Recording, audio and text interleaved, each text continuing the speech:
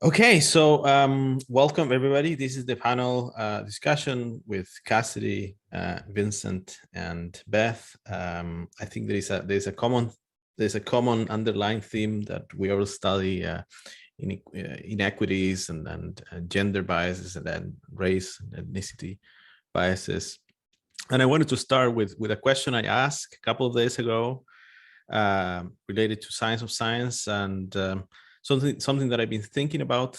And I'm sure you're going to answer positively to this because I mean it's kind of obvious after these talks. But I wanted to maybe if you can expand how you think this is happening. So the question is, how you think the data sets that we use that we know have these biases affect science of science research, and I would like to start with that. And anybody, I mean, doesn't, Cassidy, if you want to start. Well, I was actually going to let Vincent start since, Beth and I have talked a little bit about it. So I know Vincent has some things. We haven't talked as much about language and country. And I know Vincent has some strong feelings on that. So Vincent, do you want to start and then I'll yeah. I can go very quickly. Well, we know the biases. So one, there's a language bias, which is double.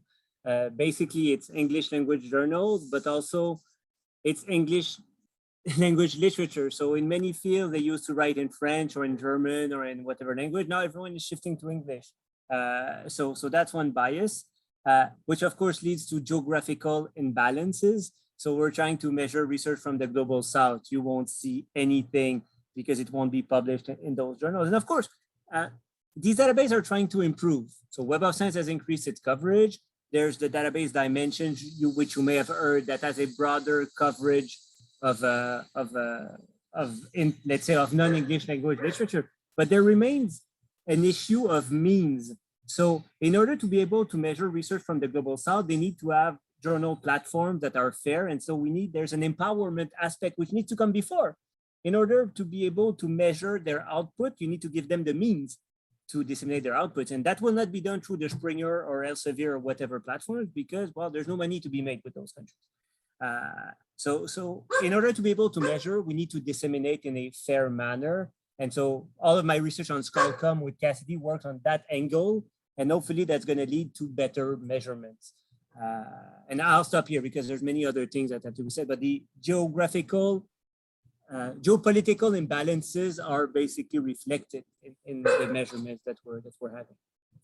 But I want to jump on that too, given the conversation in the chat about open access. And so I think that there are both infrastructure issues and contextual issues where we're thinking about capacity and resources within certain countries, but then there's also the perpetuation of these disparities and inaccuracies by the use of the data that we have. So Vincent and I have just been finishing a project focused on open access in Africa. And instead of using the Web of Science, we use Dimensions. And just surprise of no one, we found different results. But as I think Sylvia has been showing, we've had such a US-centric view. So we analyze the data with databases that we know are skewed towards Western countries, towards the US in particular, and towards certain kinds of disciplines and certain languages of production. And then we call that truth.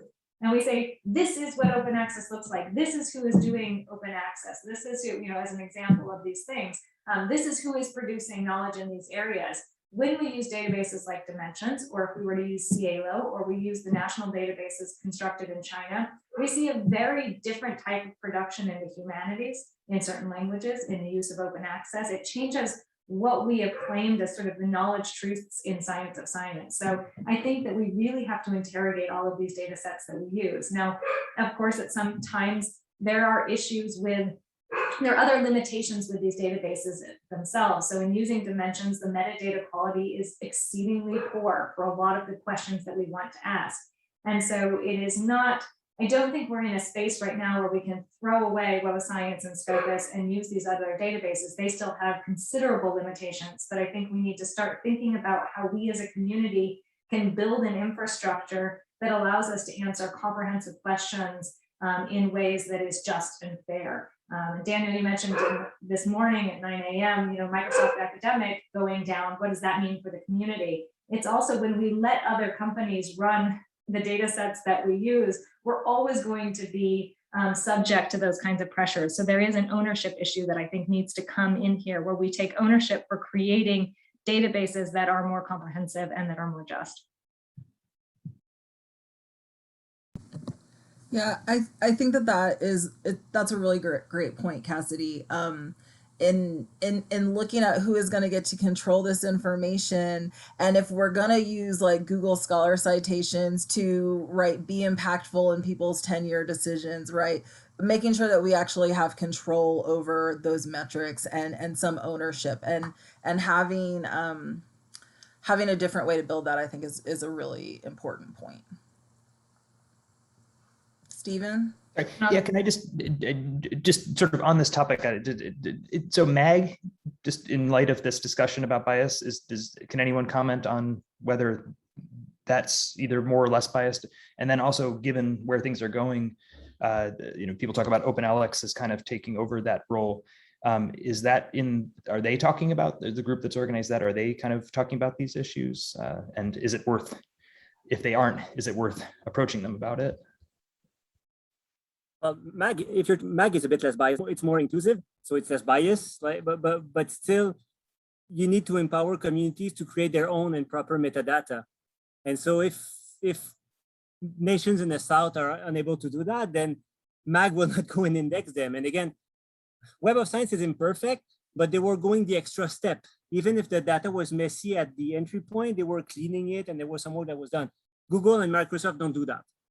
And unfortunately, I don't think OpenAlex is going to do that. It relies mostly on algorithm, while Web of Science relies on manual work of little hands doing all of this little coding. So the answer is yes and no. It's more inclusive, but there remains work. In order to have proper measurement, we need to have control over the scholarly communication infrastructure. And every action that Elsevier has done over the last couple of decades was to take control of everything, control from the submission of papers to the evaluations of researchers, and they've been very successful in doing that. We need to just deconstruct that thing, and hopefully the example that will follow will come from the South, because they have developed their own tools and we could import it in the North, hopefully. Yeah, I just wanted to jump on that because, Vincent mentioned it at the end, but we shouldn't consider like a capacity to provide this kind of metadata. Cielo is a beautiful example of a brilliant database, but as Sylvia said in the chat too, one that we have still failed to utilize as a science of science community in the West necessarily and in the North. So, going to conferences there, I think we celebrated the 20th anniversary of Cielo, and there's over 200 researchers there doing phenomenal kinds of research, but just the isolation of the two research communities, I think is really devastating for knowledge production. And so I think we need to look at all of these databases. I also want to say, of course, we haven't mentioned that the Web of Science and others have started creating new databases, but creating them as emerging sources or creating these sort of niche spaces within their databases. And to me, I find that wildly problematic. I think it reinforces a core and periphery. There's the real database and then all these extra supplementary databases. And I find that exceedingly problematic. So again, I think we need more comprehensive databases to understand knowledge production more accurately.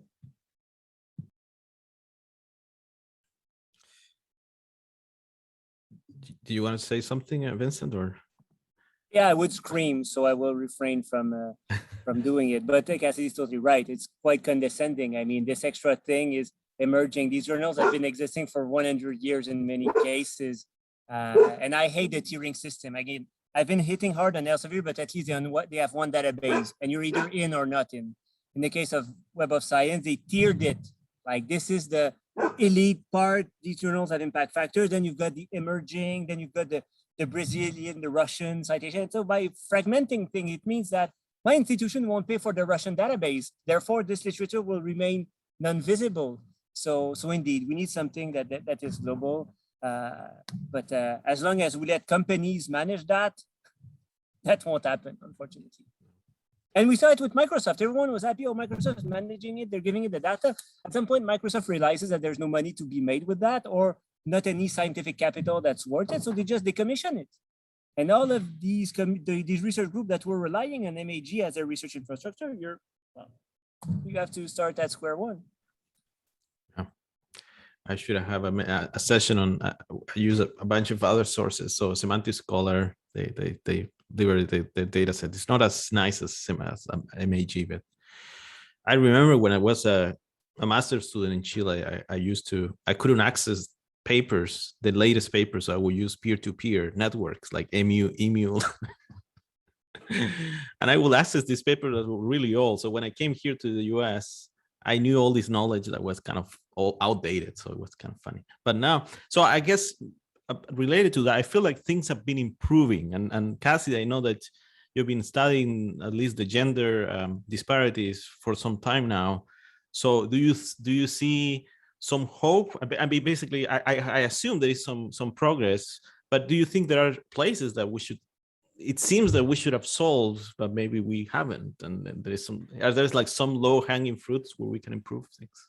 Yeah, it's a great question, but I think it's a dangerous question, right? So yes, we have seen incremental improvements in gender representation in science, but that doesn't match the expected values given the matriculation of students into undergraduate programs. So for example, in biology, women have been out matriculating men for decades, literally more than 20 years. We've seen more undergraduate students who are women coming into biology degrees, yet still at the top, we see these professorship ranks where only 20% of professors are women. So what we're seeing is some improvements at the lower ranks, but still strong degrees of attrition. And I think that we need more radical interventions for these. Assuming that an organic approach is going to work is premised on the assumption that the culture and the system itself has changed, which it hasn't. So we keep inviting, and I think Beth talked about this too, inviting new populations into science without changing the culture, without changing the reward systems and structures, and then expecting them to do better than the previous generations. And I think that that's something we can no longer do. So I do support various more sort of radical things. I believe in senior hires. I believe in quota hires. I think that in many ways we need to reach out and radically redistribute rewards within academia until we reach a place of equity. And many people look at these systems and say, oh, but science is a meritocracy and any of these initiatives that you're doing is not meritocratic. And I say, if you think science is a meritocracy, you haven't been paying attention, right? We have not been making decisions on meritocratic means for generations, and it's going to take some other kinds of work in order to change that system.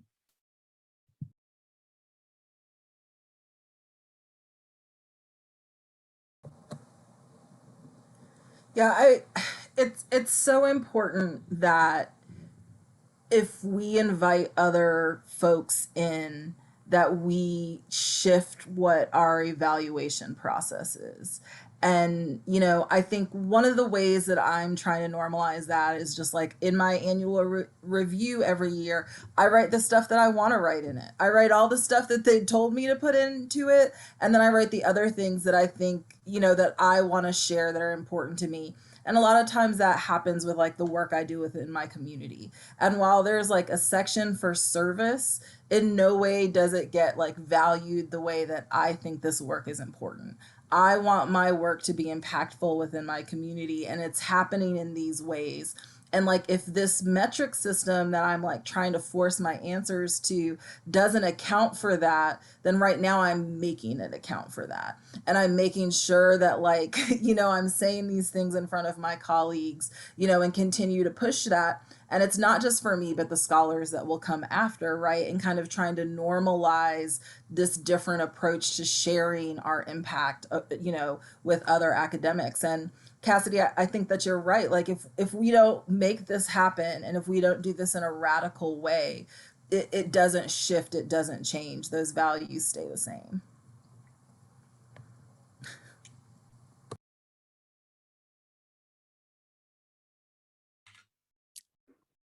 Vincent, I don't know if you're a dog or you want to say something, but Yeah, I have a dog to manage around. Well, I think it's quite obvious, but Cassidy and I are at the same place, and we are kind of co-managing a dog right now.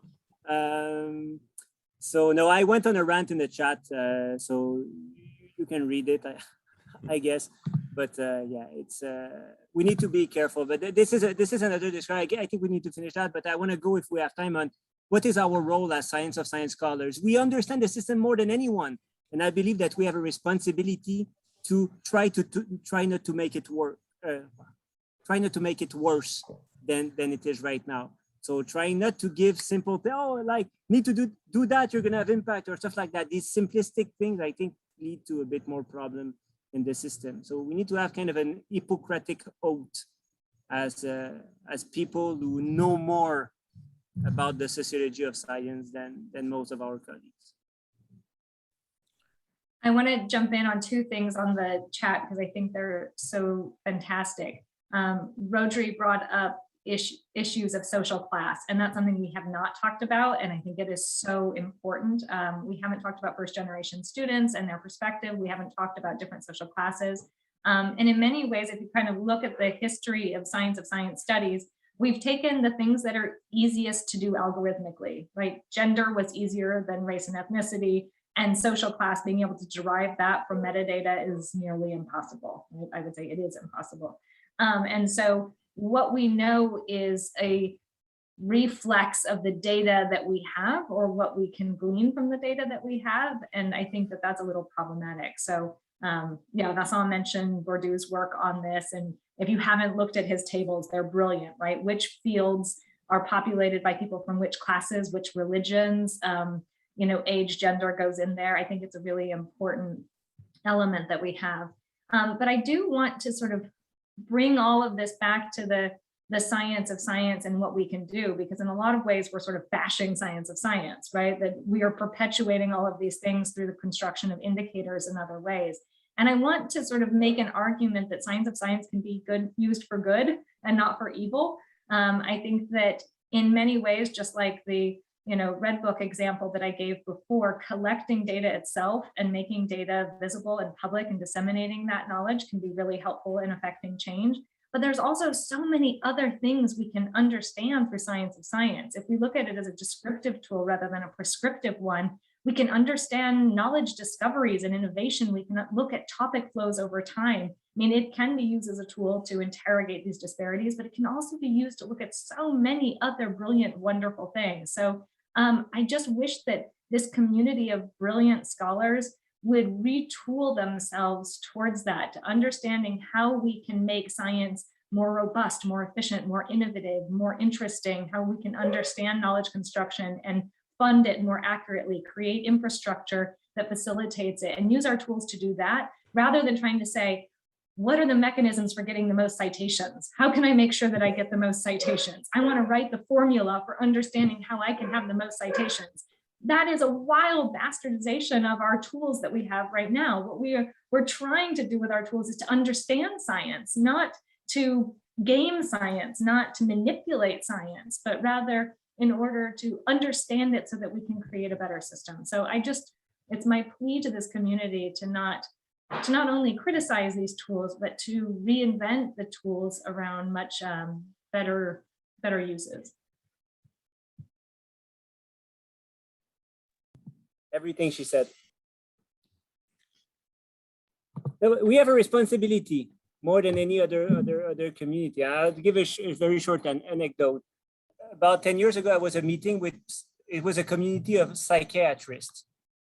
And he was like, there's one psychiatrist who came to me in the corner. He said, so do people come to you and are afraid of you often because you know their H index and you know their this and this and that? And so he said, people come to me all the time as a psychiatrist because they think that I can read their mind and stuff like that. So people are afraid of me. So do you have the same thing? Like he tried to bond on me on that. And I was like, oh, that's an interesting angle. But it exemplifies, I think in a funny manner, that we do know more about people and about the system, and we need to use that knowledge wisely rather than to improve our individual position. We need to use them to improve science collectively and to help younger scholars and to help communities that don't have it as much.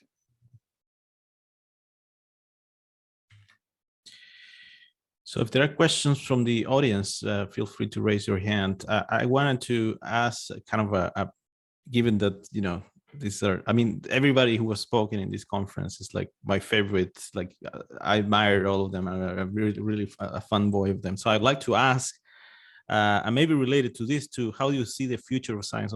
So on the one hand, things have been like very community driven, right? It's basically almost you can name the people that have been working on this area and trying to build an understanding of science. So it seems that maybe the next logical step will be maybe to have like a little bit more institutionalization of these. I don't know if a PhD in science of science, or maybe a certificate, or maybe like centers, maybe put this more in like maybe it's more part of public policy or information science. So I wonder if you have thought about that future and whether which maybe some of these issues that we're discussing should be part of policies that are part of institutions, or maybe we should stay within the community and discuss it maybe, and being more agile in that sense. So how do you see the future and how that connects with issues of equity and diversity and things like that? Well, I have a few different comments on this, and then I'll take turns watching the dog with my son.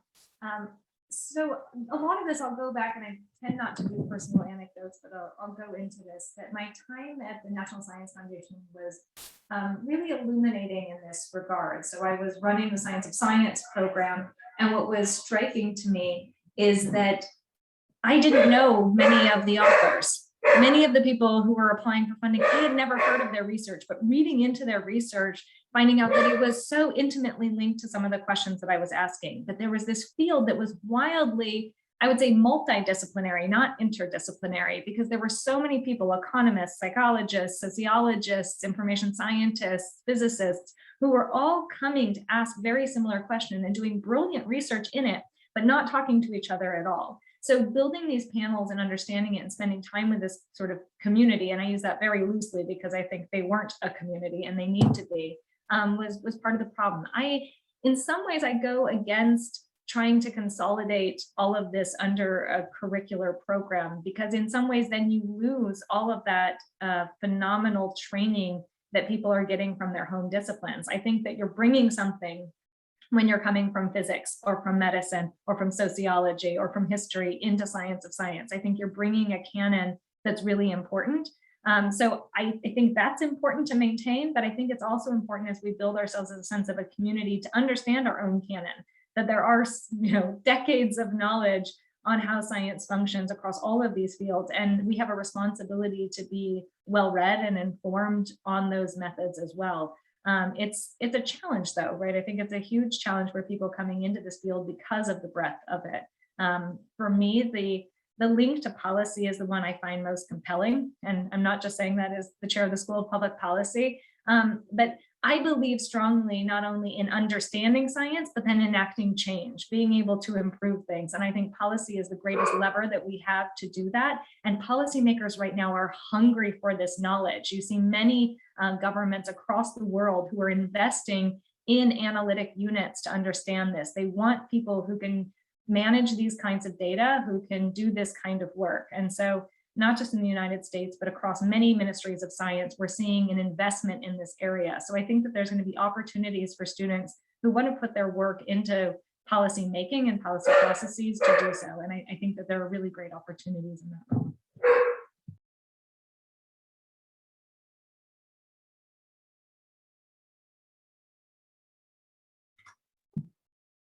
Did I go? I was Anybody, please, if they want to jump in, feel free. Okay, well, very quickly, there's been a lot of improvements already, I think, in access to data. So like in the future, well, okay, historically, there was one data source. It was the Web of Science. You needed to have a lot of money to have access to the raw file. So it really led to a two-tier system where you had rich groups that could do advanced stuff, and you had other groups that had to rely on small samples and all of that.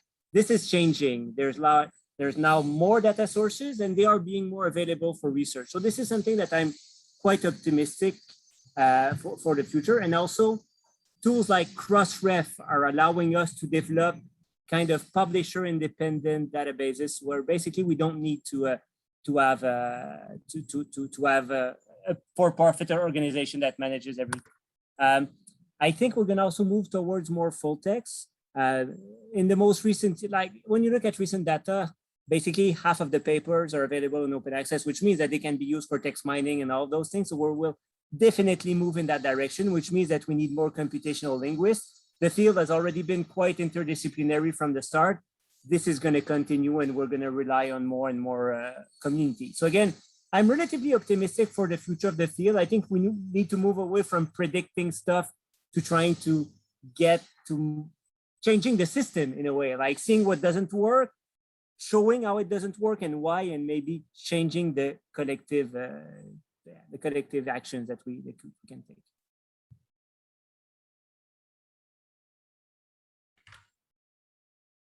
Okay, so if there are questions, so there is a question, Stephen.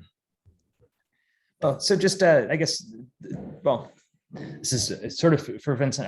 I noticed that you had you called it a rant, I think, in the chat about these individual statistics, which, I mean, I do find myself, I wish we could just sort of study how does knowledge grow? How do communities work together to create new ideas? I mean, I think that's certainly why I'm interested in this stuff. But obviously what we've done is we've realized, like, whoa, wait a second, when we're doing this, we're biased, but I guess this you're saying, okay, these individual metrics are not good, right? There, because you can game them and we put too much weight on them. But I mean, they seem to serve a very practical purpose, right? And it's for any number of reasons, right? That it's very convenient, it's very efficient. So I guess, what do we do, or can you, in a perfect world, what would we do instead? Yeah, that's a good point, because there's a lot of national and institutional differences in how researchers are evaluated.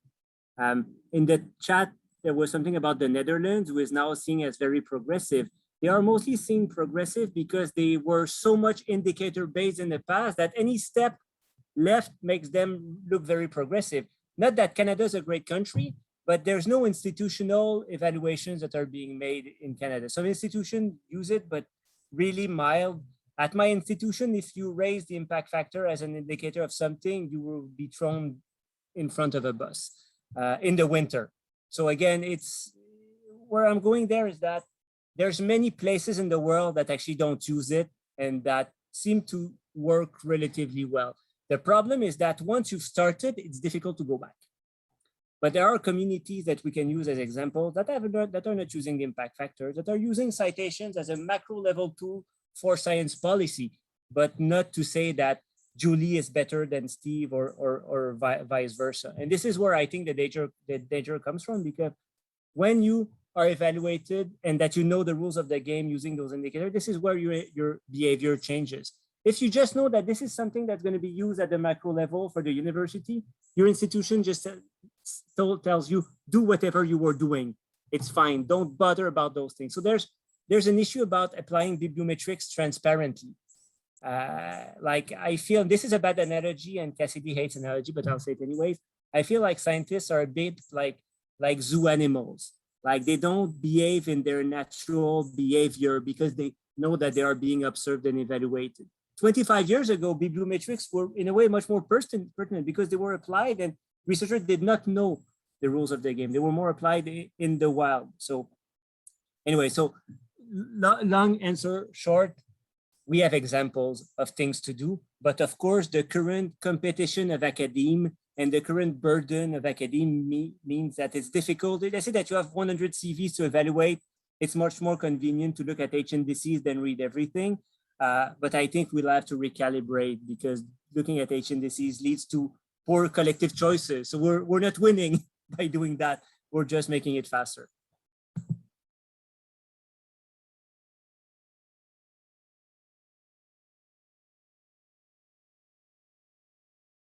Again, if anybody wants to jump in, but we have a question from Robert Ward. Hey, everyone. So, when we talk about sort of like diversity and inclusion, a lot of the policies that get put forward are really about improving opportunity, improving access, for against whatever demographic group or whatever social group you're talking about. And it seems that a lot of the bias and like what gets cited and what doesn't get cited is driven by these just basic cognitive limitations and an overwhelming volume of information. And so a lot of what, making things open access, allowing people to publish in easier to find journals or sources doesn't necessarily solve that filtering problem. where, you know, some of the things that you brought up, like Beth was talking about, you know, a syllabus is a really great way to filter information, but I'm wondering about what are some of the other interventions you might think of to help with that, that filtering process. Yeah, I think that's a really good point. And, you know, from James Evans' talk yesterday, day before, I guess it was 2 days ago that you guys heard that, talking about sort of this law of proximity, right? Which, you know, sociologists of science have been studying for decades. You can look at Tom Guerin's work and others, that we're more likely to engage with, be aware of the people who are physically closer to us. And this has not changed dramatically with the rise of open access. You still have sort of your knowledge base and your comfort zone. And we are all satisficers, right? We're all trying to seek efficiencies. And in satisficing, we're going to do the people we know, the people who are close to us, the people with whom we've been exposed. But I think some of the recommendations that Beth put in the end of her thing can also be used to increase visibility, to reduce the distance between all of us by creating connections that didn't exist before. So if we take sort of the network structure of the scientific community, there are cores and peripheries. And what some of those interventions can do is sort of reduce that space. So I think, you know, making people more visible in conferences, in keynotes, in creating activities where someone's space between you and them is reduced, is going to be able to mitigate some of these disparities as well, or else we'll still sort of perpetuate the same network cycles. But you're right that, you know, place and language continue to be barriers. And I think that they take pretty strong interventions to overcome. I think so one of the things I talk about in my classes all the time is like, who is in your sphere of influence, and how do we change those folks that are right around you, and how do we continue to make that sphere of influence bigger and bigger and bigger? And so we do satisfice, and we do often go to those resources that we already know. And so the challenge is to us, if it's up to us to write curriculum, if it's up to us to write syllabi, how do we push past that sphere of influence and make sure that we're talking to those other folks that like we haven't been including their work? And I think, you know, part of this, I think one of the good challenges is having students bring in articles on certain areas, because, right, we are going to be limited to the journals that we read and the authors that we know, right? Like those things are just going to naturally happen. So what are those ways that you can step back and not center the stuff that you know and invite in those other things? And right, like, so like having the students look from their own parameters about the spaces and work that's important to them and having them bring it in and making that part of the dialogue. I think those are ways that we can expand those kinds of access to resources. And that also helps make us more aware of the other stuff. When you get trained as a librarian, one of the things we think about all the time is like, what biases do we have when we go out there and try to start solving these information problems? And so like, if you're a law student, you know the law reviews, right? But that doesn't mean you know PubMed. And so as a librarian, you really have to try to start to get familiar with all of these different databases at this highest level. And so kind of making sure that you've done like the Olympics of database training, if you will, right? And just really like gotten out of your comfort zone just a little bit. Like, what does that database say about epistemicide? Are they talking about it in psychiatry? Are they talking about it in social work? Are they talking about it in nursing? Like, if these conversations aren't happening here, where are they happening, and how do we connect that conversation?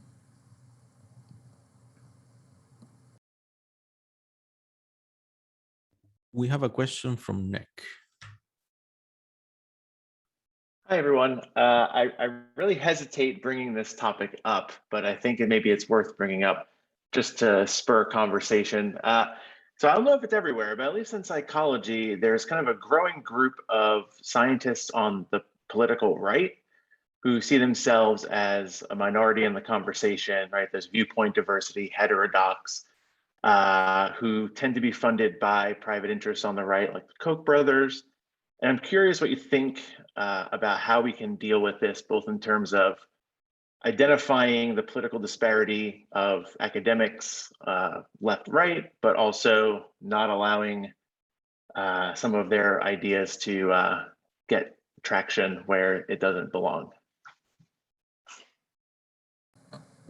it's it's a good question and hard to talk about, I think. And part of it is, you know, I think what we mentioned earlier, right? There's not an easy solution to this.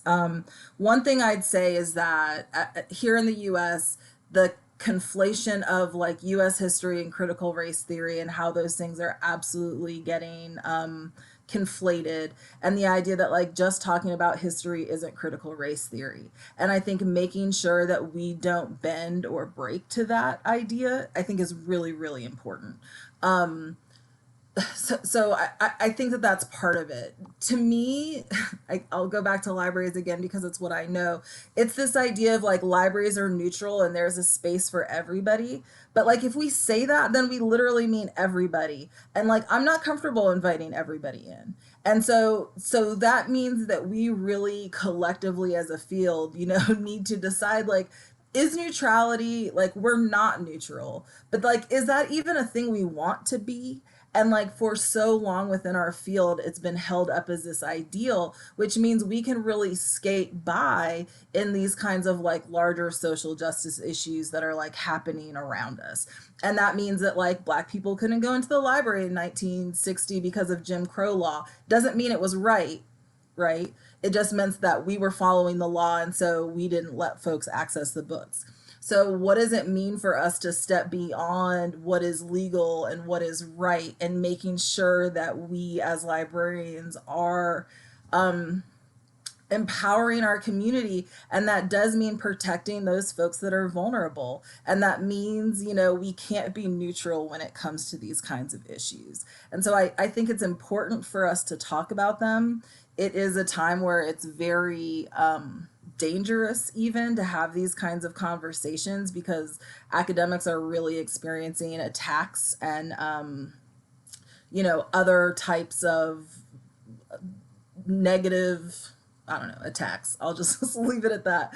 But it's very contentious to speak out about these issues. But I think there's some things that we like just cannot bend on. And I think the idea that our history, you know, teaching history as critical race theory is something we all collectively have to push back against.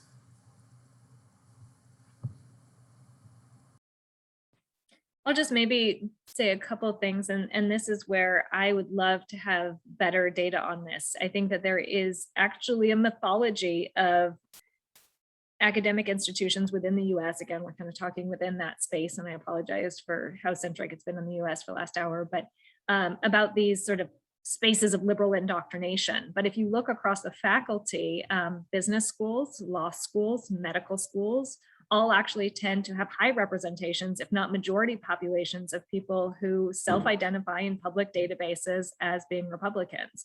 And so we need to, I think, reconceptualize. People think of sort of the liberal academy as the liberal arts, which does tend to skew in one direction or another. But I think we need to have better data on universities before we sort of speak of them as a left-leaning institution necessarily. Furthermore, in the US, we have this distinction between public and private institutions, as I'm sure you well know, Nick, and we are subject to our Board of Governors, Board of Trustees, Board of Regents, these advisory boards. Those advisory boards, particularly in states that skew Republican, tend to also be Republican-centered organizations that are the final decision-making bodies for multiple institutions. So when you look at things that happened at like the University of North Carolina at Chapel Hill recently, that means that the decision-making is happening by those spaces as well. So I would just kind of push back on this notion that, you know, academy in the US is a bunch of left-leaning liberals who have full autonomy and control over their educational space. That is simply not the case in the United States right now. And so I think better data on that would be really important to contextualize the conversation.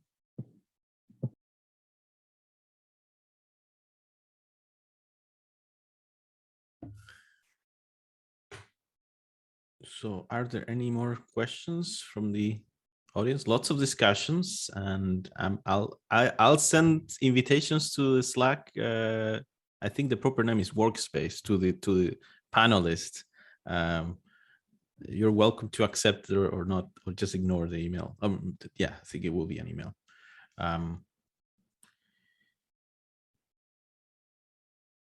Yeah, it would be great to have. Oh, there is a question by Bilal.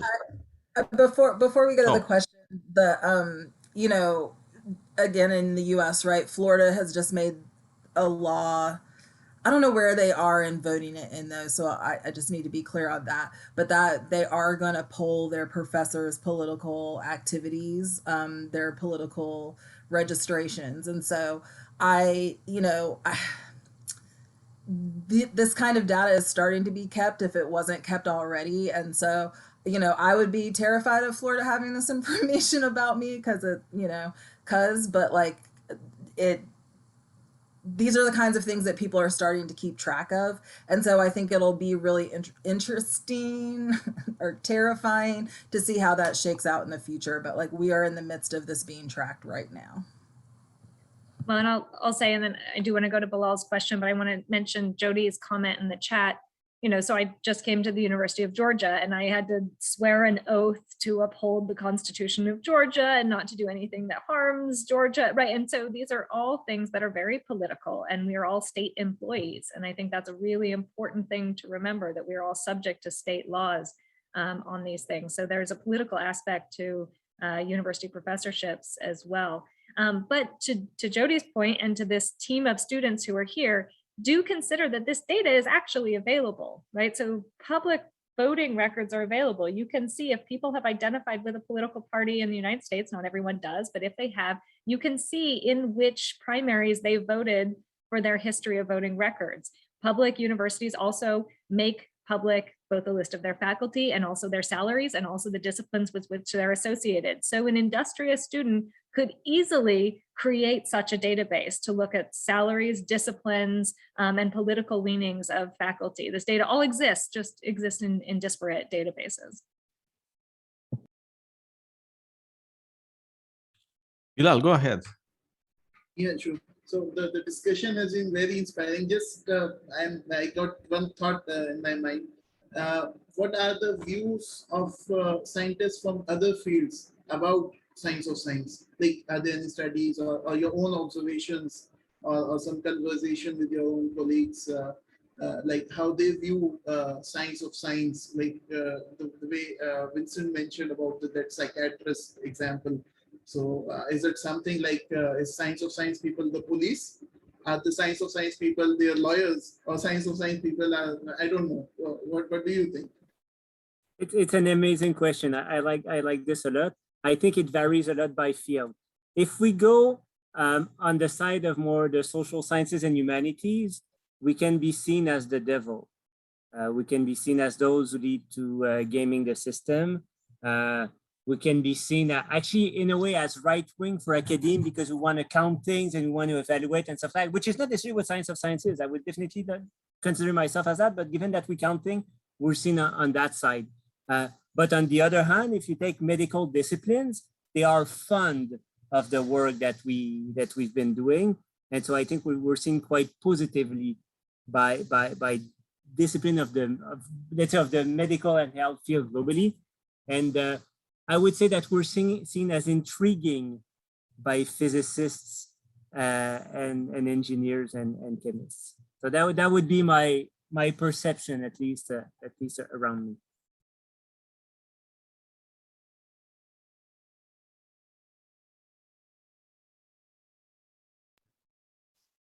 Do you agree, Cassidy, or? Cassie had a slightly different take in the chat. Yeah. Okay, well, you mind saying it? No, I mean, I think I agree with you on this, but what I find fascinating is the interest among university administrators in this. And my concern is that they see us as tools to enhance rankings. And so they're very interested in, okay, how can you show us how to increase rankings? How can you make sure that we increase in the ranking? What can you do to increase our profile?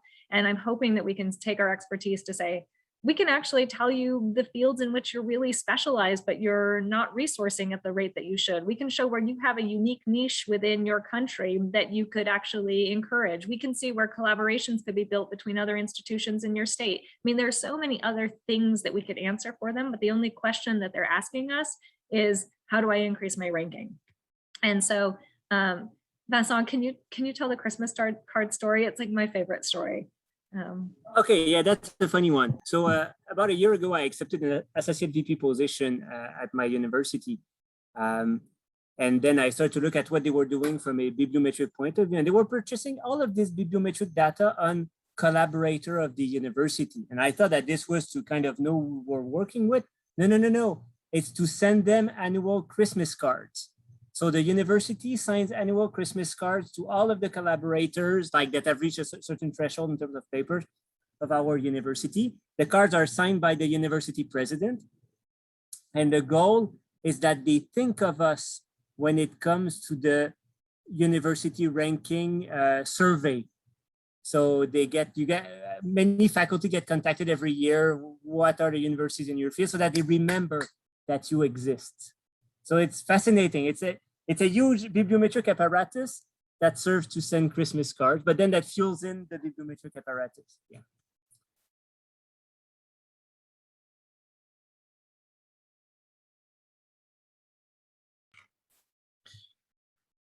That reminds me a little bit of how this summer school was wanted to be useful for, could have been useful for our school too, or was useful for our school for similar purposes. I guess we need to live in the real world sometimes, and there are real pressures that the institutions need to do, unfortunately. And this varies by system. Again, my system, the Canadian system, does not rely as much on foreign students as the US system. Mhm. Therefore, university rankings matter a bit less because you know that locals will go to that university. And again, given that all universities are public, it's not the same game. In the US, rankings are crucial because a drop in a tiny piece of ranking affects foreign students, and then it may lead to department closure. So again, the game is played differently in different nations. yeah, we just drop our rankings. Just Is that another question? one connecting thought with it. The data sources for the bibliographic data sources like Web of Science, Scopus, and CrossRef recently, Dimensions, and MAGOR.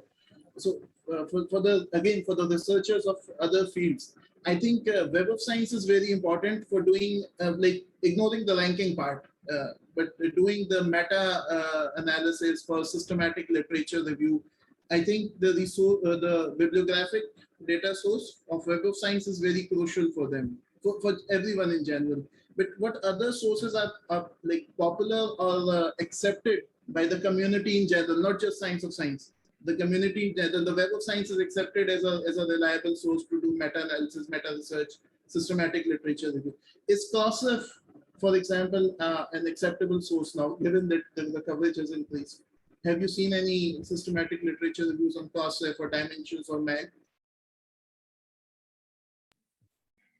So I'll just kind of, it's an aside answer to that, but I think it reinforces that. I think researchers who grew up using Web of Science as a tool for retrieval and have now become university administrators still see that as a credible and valid source because they had it from another perspective. But also as people come to sell them other tools, they are buying them rapidly because their peers are buying them. So I remember at one time at Indiana, we were buying 7 different systems, all which had overlapping data, each at 150K per year. So the market there for buying these databases is huge. And it's often being used by people who are not trained in Science of Science. They're phenomenal chemists or lawyers or neuroscientists who are now in university administration, and they're just trying to utilize the data that they can. So when tools like SciVal or Academic Analytics comes up and says, hey, we can give you these nice, graphs that will tell you how you're doing, those are really appealing for a university administrator who doesn't want to parse the data themselves.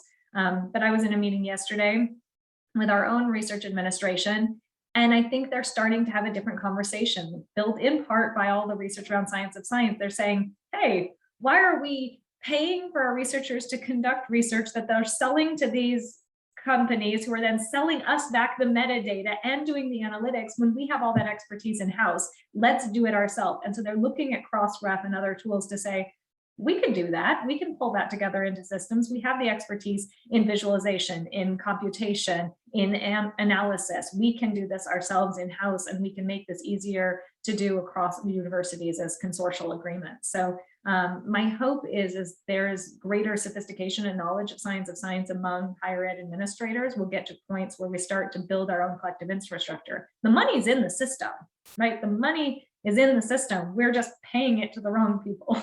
If we utilize those resources to build up our own infrastructure, it doesn't cost more. It's just a reallocation of funds.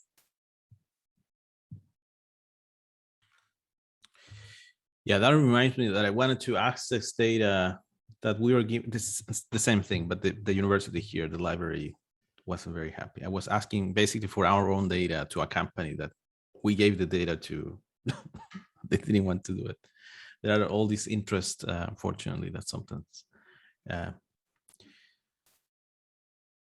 Okay, so I think this is, I hope that I mean, on Monday, we heard that there might be a new Science of Science event or conference annually organized by James and Dashun. We have the Meta Science by Brian Nosek. I hope that these issues get discussed more often, maybe a little workshop on the side or a little session where all these things, these kind of looking at Science of Science and the biases in itself. And it reminds me a lot of what's happening in AI, where you have all these biases, and there are these entire conferences now on biases in AI and where these things get discussed. So I want to thank the speakers, the panelists, very much for the discussion, the presentations. And again, you will get invited to the Slack, so I'm sure there will be questions. Later on, we'll have in around 40 plus 15 minutes. We'll have the mentorship sessions. So just connect to the same link, and you will have your own breakout room where students will just know what to do and drop in and drop out of the room for you to meet you. Okay, so I want to thank again the speakers and very insightful discussions, and see you later. Thank you. Thank you. See you. Bye. Thanks, y'all.